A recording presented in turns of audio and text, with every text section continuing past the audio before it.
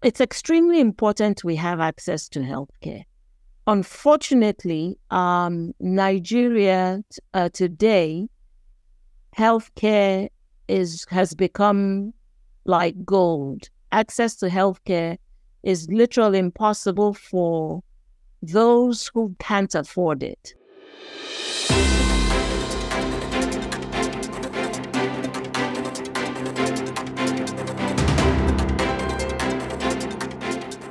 Welcome back to Africa Science Focus, the science and development show from SciDevNet. I'm Ogechi Ekeanyao. You were just listening to Professor Chiso Ndukwu-Okafor, the Executive Director of the Consumer Advocacy and Empowerment Foundation. She spoke to our reporter, Royal Uche, about healthcare challenges in Nigeria. In Nigeria, healthcare is inaccessible for a number of reasons, including high costs and shortage of healthcare workers, as well as poor investment in the health sector. According to the National Primary Healthcare Development Agency, 6 out of 10 Nigerians lack access to quality healthcare. This situation exacerbates disease outbreaks and forces people to pay for their health expenses out of pocket. Chiso will provide further insights into the state of healthcare in Nigeria. Even in the urban areas, there's at least the healthcare facilities are available. The issue is whether you can afford it or not. But in rural areas, the issue is compounded because one is access, because there's very few places have healthcare facilities that are functional. If the local governments are supposed to have health centers, but a lot of them are non-functional. And so access to healthcare is really a challenge. Health insurance, as we know it, is not easily accessible. It's expensive. With the poverty level in Nigeria, most people making less than 30,000 a year, with the exception of 2 states, Lagos State being one of them, there's health insurance they can't afford. My basic health insurance is 60,000 naira a year, and your salary is salary is 30,000, 60,000 a month, and your salary is 30,000. You see, it can't be viable. So, I remember hearing stories in those days, 60s and 70s, where we had general hospitals that were very functional, teaching hospitals that were very functional, and people could go to there, access these places and get proper health care. Today, even the general hospitals are not as functional as they used to be in the past. So it's not easy. One organization dedicated to improving healthcare accessibility and affordability is the Atayese Health Network. It operates in rural and urban poor communities in the southwest region of Nigeria. Dr. Adeolu Olusodo, the founder, shares more about the organization. Atayese Health Network, an organization that was set up to make sure healthcare is affordable and accessible. That's what we do. How will you describe access to care in Nigeria? Then if you look at our country, Nigeria, access to healthcare is a bit problematic because quite a number of people don't have access to healthcare. Even in the cities where you have hospitals here and there, you still find that people still have difficulty in getting to the required health personnel for them to be able to have access healthcare. There are 2 components to healthcare that we have. There's the financial access and also the functional access. And the financial access is the fact that the ability to be able to pay for services when required. That one is there. And the functional access is the fact that the closeness of the person to a health facility where you have qualified health personnel to attend to them. So if you look at Nigeria as a whole, even in the cities, there's still a problem of access to healthcare for people. Tell us about Atayese Project and what states are covered.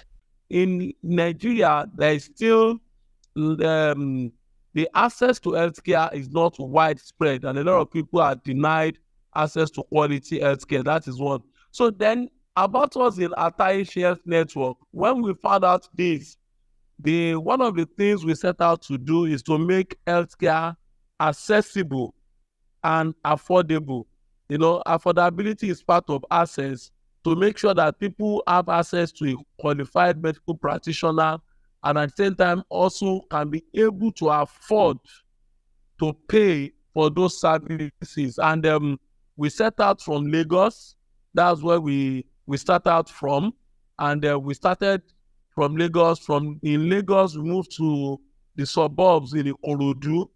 After we left Ikorodu, we also moved from Ikorodu to Ogun State, in Ijebu, to be specific, Ijebu area, where we work in the suburbs and also in the rural areas. And we've also moved into Oyo State. We have somewhere on the outskirts of Ibadan town now, where we have a center that we used to go periodically to attend to the elderly people there.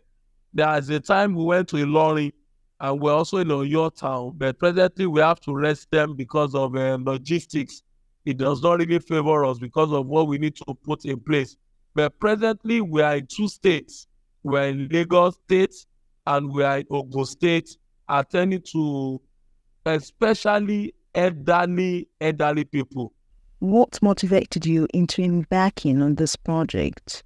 My motivation for doing this is basically my interest in ensuring that virtually everyone have access to healthcare, and everyone also is have access to quality life.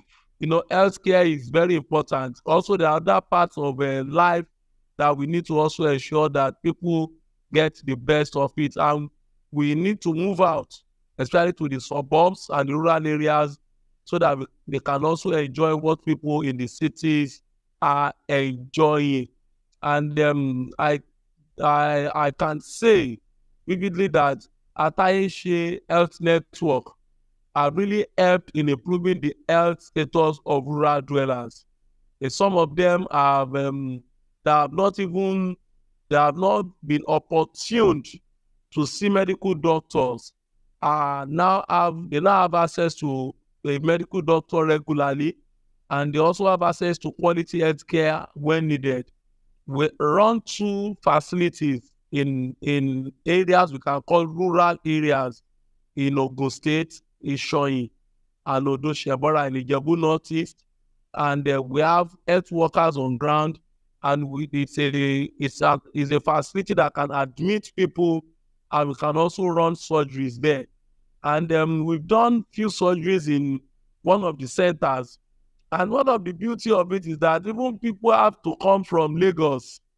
Because of their parents based in rural, they have to tell their children that we have a doctor, and people came from Lagos for surgical intervention in those centers. And it's part of those things that we've been doing. And we continue to see the smiles on the faces of these elderly people who probably will have to go as much as 15 miles, 10 miles for them to attend the clinic to manage their hypertension, to manage their diabetes, to even manage their arthritis and stuff like that. And they don't have to go that far again. They have the healthcare delivery at their doorstep. Because apart from the clinics we run, we also do mobile clinics. We take to communities. We have a team that goes from one community to another. So these are the things that we have been doing. How are you getting your funding? Funding it has been difficult, but what we have done is to ensure that we bring all these beneficiaries into a health club. We run it more like a group health cooperative, where everybody pays a monthly fee. That monthly fee, we pull it together, at least we'll be able to cover some of our expenses. Then we have people supporting us that, of course, they like what we are doing, and one way or the other, they support by paying for treatment for some of these people. And some of the people we have on free treatment, the free treatment is being sponsored by our partners, people that love what we are doing. But that does not still stop us from ensuring that all these beneficiaries are pulled into a health club, and they pay as small as 300 naira per month. If we move away from the rural area, we move to the towns. Some pay 500 naira, and those that are in the big towns in the cities, they pay 1,000 naira per month. So they're able to have access to free consultation, free tests. We run their screening, their BP, sugar tests, all those ones come freely. And also they have access to subsidized drugs. So they don't have to spend as much as others are spending on drugs for the things that they do.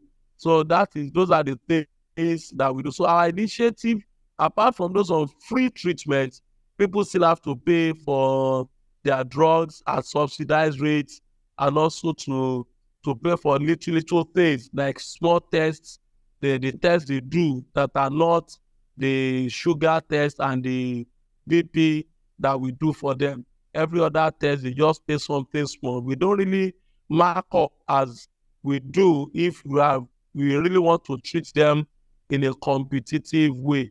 And these things we have been doing in the last 10 years. We started this Atayese Health Network in 2013, and on October 1st, 2013, and we started running our clinics from October 8th, and we have been doing this thing for 10 years, and it has been good. And what are the challenges you have encountered in the process of implementing this program? It's so challenging because many times we won't have funds to run our programs. The challenge has always been funding. When we started, actually, people were not paying a dime to access healthcare. We started with about 50 elderly people. They were just getting all their drugs free, getting consultation free, and they only pay 200 naira as membership fee then. Then because of issues of the economy, then we had to introduce fees as at 2016, they had to start paying for drugs, but we still subsidize it for them. And we have been having the challenge of funding, but we thank God we have been able to overcome it one way or the other through the help of our partners. The factors contributing to Nigeria's healthcare challenges are multifaceted. Dr. Emeka Orji, president of the Nigerian Association of Resident Doctors, sheds light on some of the underlying reasons. The issue of access to healthcare in Nigeria, especially in rural communities, is a topical one.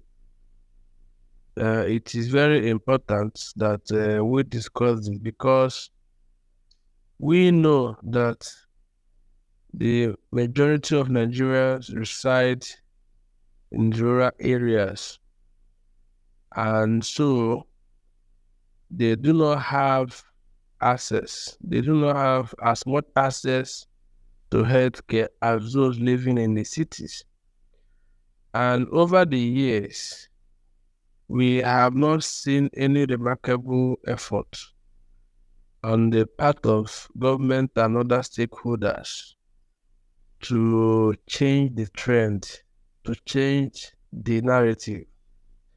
In fact, this access to healthcare is even getting worse, even for those in the cities, because of this massive brain drain we are currently having in the health sector. We have been on this for some years now, trying to draw the attention of government and other stakeholders to this trend,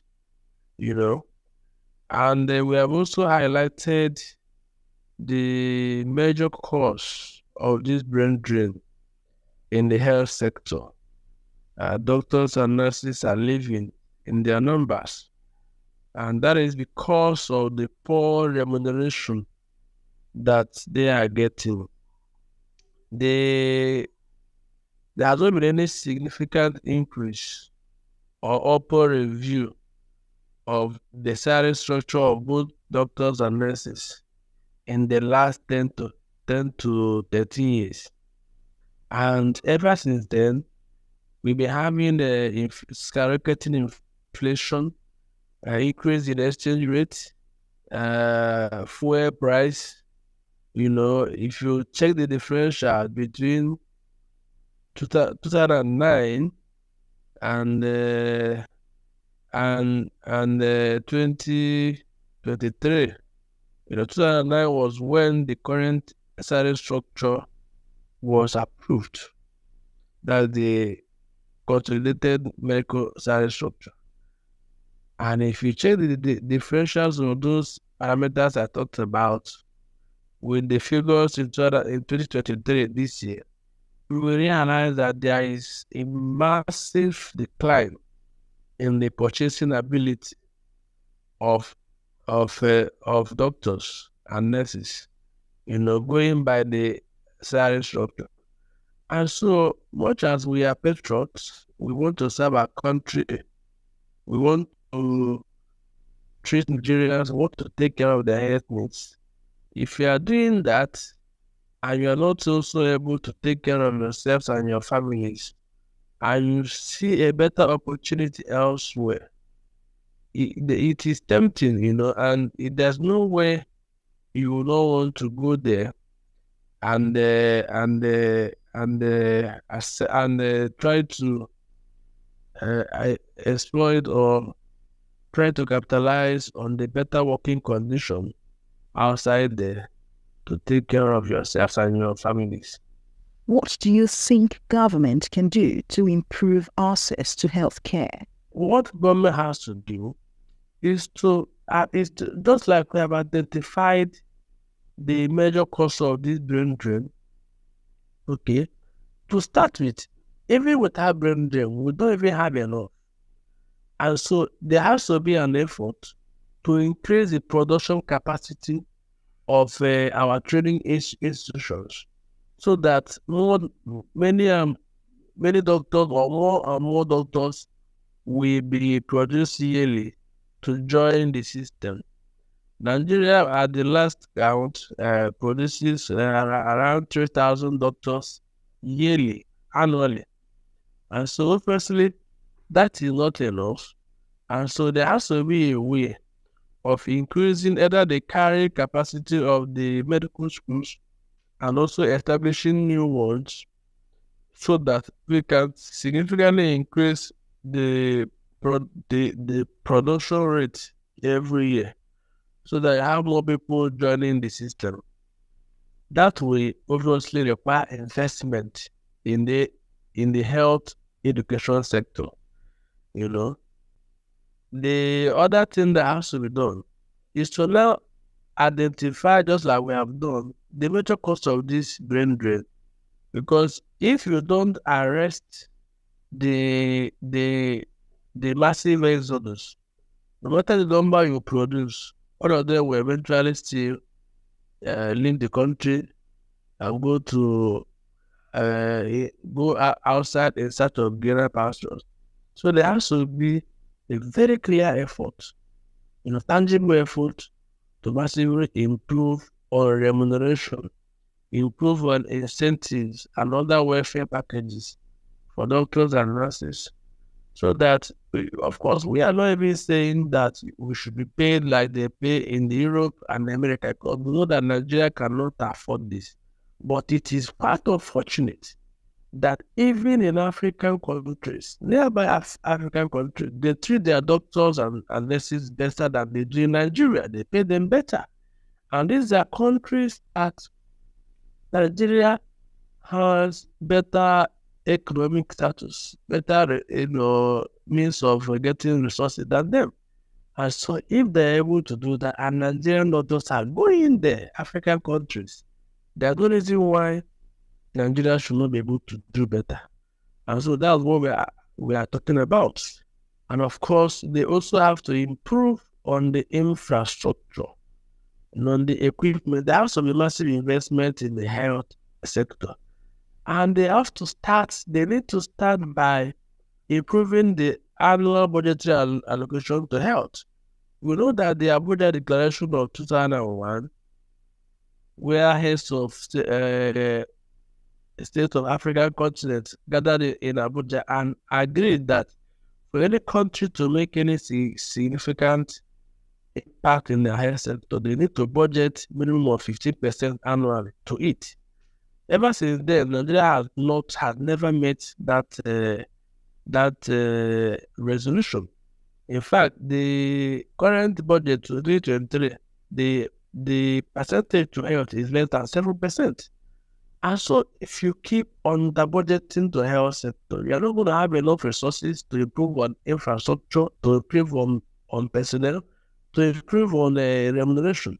And so Nigeria has got to look into that, and like I said, improve budgetary allocation to health, also improve budgetary allocation to education sector, because it's when you do that they have enough resources to establish more medical schools and then produce more medical graduates. And even when they do that, effort should be made to monitor how the funds are being expended so that it doesn't get immersed in corruption. This is very important. How can philanthropists, NGOs like Atayese come in to complement the efforts of government? I believe that the non-governmental organizations and the philanthropists should also help, because I do not know of any country that health sector investment only comes from the government. Of course, the government has got to create an enabling environment for private bodies, non-governmental organizations, philanthropists to come in and invest. It's the same government that will create that enabling environment. And so we believe that NGOs should help. Of course, just like it happened during the COVID period, where we have the COVID massively supporting the effort of government in the supplies of medical consumables and indeed other materials needed to combat the raging COVID-19 pandemic as at then. And so it shouldn't just be because of that emergency. There has to be a way of encouraging, and appealing to well-to-do individuals, companies, non-governmental organizations, private sector, to come in and invest in health sector, by way of establishing health institutions, training institutions, and again, when they do this, government has got to benchmark there has to be a benchmark as to what the standard should be in terms of equipment, in terms of location, in terms of personnel, in terms of remuneration. And so, because what actually happens is that when they come in and they want to start paying, they just look at what the federal government is paying and start paying exactly the same, or so they don't even pay lower. And so government has got to set the pace for these private individuals to emulate. These issues pose significant problems. What actions can the Nigerian government take to address them? Let's return to Chiso for further discussion. So what can government do to improve access to healthcare? The government can do a lot. First, they have to have policies that, one, encourages healthcare centers, hospitals to be established Two, they also have to be able to monitor those that exist. The monitoring and evaluation of existing private healthcare facilities is very minimal. As such, even when you have access to healthcare, the quality of care you're getting and the consistency of care you're getting is abysmal. I've noticed that often deaths are underreported, errors in judgment or in healthcare is underreported. People don't know that they are supposed to have questions answered if something is going wrong. In the healthcare system, FCCPC, Federal Consumer Competition and Consumer Protection Council, tells you have a right to ask questions about your health. You have a right to know the medication you're taking. You have a right to say no to a doctor if you don't feel comfortable with the services they're offering. People don't know their rights, their healthcare rights, even when they have access to healthcare. So the government should do more in a monitoring and evaluation existing healthcare.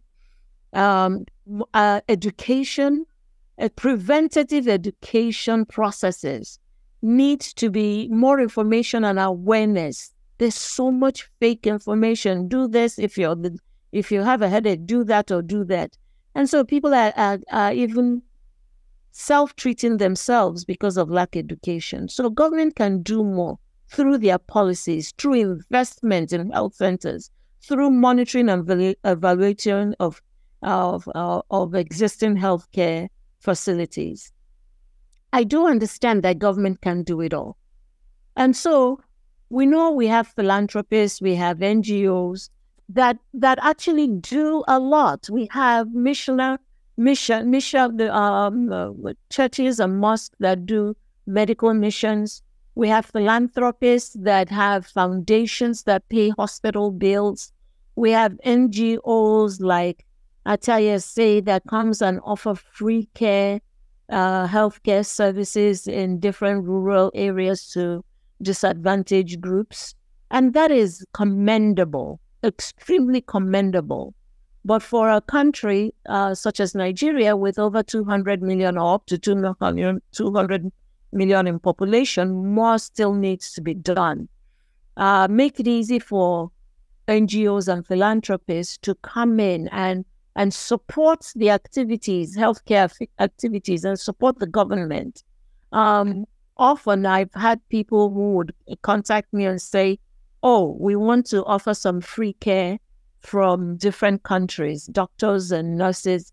So if there was a system that was set in place that will make it easy for visiting physicians and visiting healthcare personnel, as well as hospitals, to bring access of healthcare to the people, to bring it to the rural areas, to make it safe, even for the healthcare practitioners to go into the rural areas, then it will go a long way. They said if you're healthy, then you can worry about other things around you. But if you're not healthy, there's very limited things you can do for yourself. So healthcare, preventative healthcare, and proper healthcare is extremely important in bringing wholeness and wellness into the lives of our people in Nigeria. That's all for today's Africa Science Focus episode. For more information, visit the SciDevNet website at www.scidev.net. Today's show was produced by Alice Hurst, with editing by Ogechi Ekeanyawo and reporting by Royal Uche. I'm Ogechi Ekeanyawo. Until next time, goodbye. This project was funded by the European Journalism Center through the Solutions Journalism Accelerator. The fund is supported by the Bill and Melinda Gates Foundation.